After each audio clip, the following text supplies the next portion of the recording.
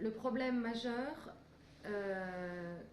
pour les communautés non albanaises, c'est le chômage. C'est 90% de la population. C'est un chômage qui semble malheureusement insurmontable. Et c'est là où est le principal, je dirais, la principale pierre d'achoppement, c'est qu'on fait partie d'une municipalité, mais en étant, je dirais, dans un environnement non albanais, on bénéficie de moins de services publics. Il y a un vrai problème de servir les communautés non albanaises. Il y a des Serbes qui travaillaient avant dans certaines entreprises et qui en ont été exclus. C'est de ça qui a augmenté le chômage aussi. Absolument. C'est-à-dire que les communautés non albanaises qui travaillaient surtout dans les grandes entreprises comme la centrale électrique, comme la compagnie des eaux, les téléphones, etc., ces gens-là ne sont plus employés. Et nous n'avons absolument aucun service ou sous-branche de ces compagnies dans les zones non albanaises.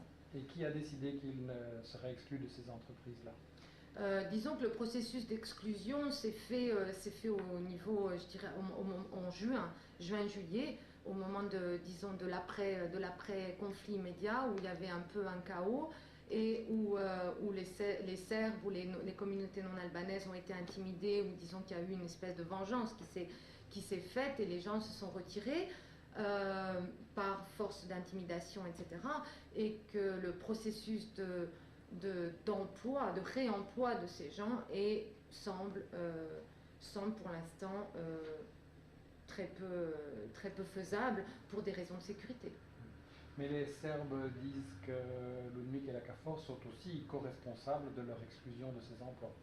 Disons que je ne dirais pas de l'exclusion, mais du non-remploi, certainement, oui.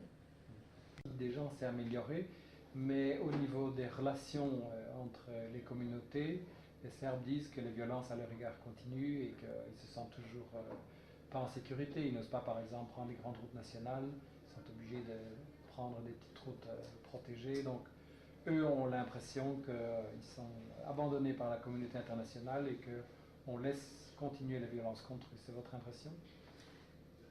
Je dirais que c'est un fait qu'ils ne peuvent pas emprunter les routes nationales et sortir de leur zone et de leurs enclaves. Ça, c'est un fait que je n'irai pas, dans la mesure où moi, je dois les emmener sur Pristina, où on doit organiser des escortes, etc.